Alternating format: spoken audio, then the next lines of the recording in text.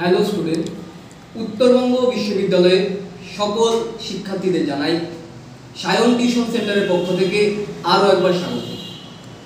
আজকে উত্তরবঙ্গ বিশ্ববিদ্যালয়ের প্রথম সেমিস্টারের মেজর মাইনর এডুকেশন এর একটি গুরুত্বপূর্ণ প্রশ্ন আলোচনা হতে চলেছে এই ভিডিওতে। প্রশ্নটি হল, শিক্ষা উপাদান বলতে কি বোঝো এবং বিভিন্ন শিক্ষার উপাদানগুলি আলোচনা করো। তো শিক্ষার উপাদান বলতে কি বোঝো? উপাদান মানে কি? ধরো যে আমরা চা বানাতে যাই, বাড়িতে চা তৈরি করতে যাই, তাহলে চা তৈরি করার জন্য আমাদের বিশেষ কিছু উপাদান দরকার হয় বা এলিমেন্ট দরকার হয়, যেমন চিনি দরকার হয়, জল দরকার হয়, দুধ দরকার হয়।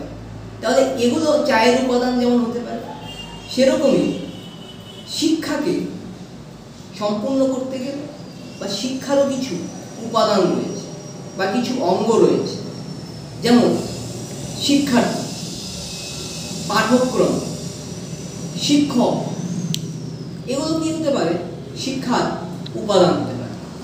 এই সমস্ত কিছু সমন্বয়ে গঠিত হচ্ছে শিক্ষা। তাহলে আমরা শিক্ষার বিশেষ যে অঙ্গগুলো বা উপাদানগুলো, সেগুলো কি বলতে পারি? শিক্ষার্থী, পাঠ্যক্রম, শিক্ষা প্রতিষ্ঠান এবং শিক্ষক। এই চারটির সমন্বয়কে একত্রে আমরা শিক্ষার পাঠ্যক্রম বলতে পারি। এবার এই এক একটি উপাদান আমরা আলোচনা করব। দেখো, যদি শিক্ষার্থী না থাকে, স্টুডেন্ট না থাকে, তাহলে শিক্ষক কাকে শিক্ষা দেবে বা ওই শিক্ষা প্রতিষ্ঠানে কারা যাবে বা পাঠ্যক্রমগুলো কারা পড়বে? তাহলে শিক্ষার একটা অন্যতম উপাদান হচ্ছে শিক্ষা। এবং একই সঙ্গে জানতে হবে, শুধু শিক্ষার্থী হলেই কি শিক্ষা সম্পন্ন হবে? না, এর সঙ্গে পরস্পর বাকি উপাদানগুলো সম্পর্কিত। এই শিক্ষার্থীকে শিক্ষাদান কে করবে? শিক্ষক। তাহলে শিক্ষক শিক্ষার আরেকটি অন্যতম উপাদান বা অঙ্গ, কারণ শিক্ষক শিক্ষার্থীকে শিক্ষাদান করবে। এবার যদি বলি যে শুধু শিক্ষক থাকলেই কি হবে? শুধু শিক্ষক থাকলেও শিক্ষাদান তো সম্পূর্ণ হবে না, কারণ শিক্ষক কাকে শিক্ষাদান করবে? শিক্ষার্থী।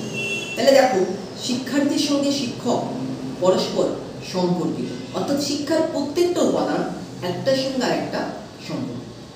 এরপর শিক্ষার আরেকটি অন্যতম উপাদান আমি কি বললাম? শিক্ষা প্রতিষ্ঠান, অর্থাৎ একটা শিক্ষা প্রতিষ্ঠান দরকার। স্কুল, কলেজ, ইউনিভার্সিটি, এই যে শিক্ষা প্রতিষ্ঠানগুলো, সেই একটা শিক্ষা প্রতিষ্ঠানের দরকার শিক্ষাটাকে সম্পূর্ণভাবে আমরা রচনা করার জন্য বা শিক্ষাদান করার জন্য বা শিক্ষা প্রক্রিয়াটাকে সম্পূর্ণ করার জন্য।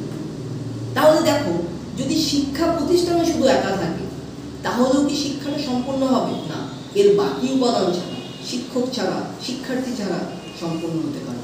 তাহলে দেখো, শিক্ষক, শিক্ষার্থী এবং শিক্ষা প্রতিষ্ঠান একটা আরেকটার সঙ্গে পরস্পর সম্পর্কিত হয়ে রয়েছে। এবং আরেকটি গুরুত্বপূর্ণ উপাদান কি রয়েছে? পাঠ্যক্রম।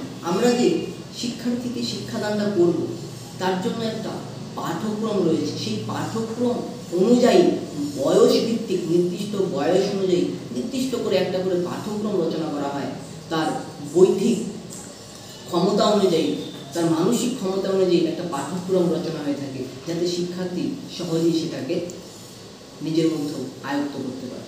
তাহলে এই যে চারটা অঙ্গ বা উপাদান, কি কি বললাম? শিক্ষক, শিক্ষার্থী, শিক্ষা প্রতিষ্ঠান এবং পাঠ্যক্রম, এই অঙ্গগুলোকেই বলা হয়ে থাকে শিক্ষার উপাদান এবং এরা পরস্পরের সঙ্গে সম্পর্কিত। Thank you. আজকের ভিডিও এই পর্যন্তই।